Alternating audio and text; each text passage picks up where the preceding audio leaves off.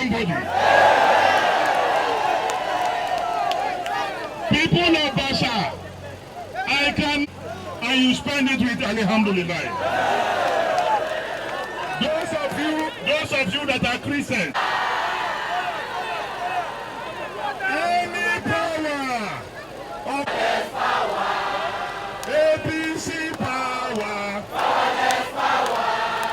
APC power, the PDP.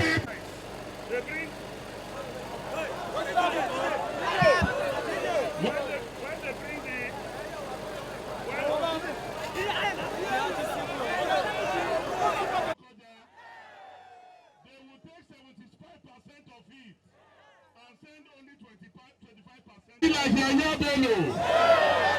will come to Bassa because I will be coming for project commissioning.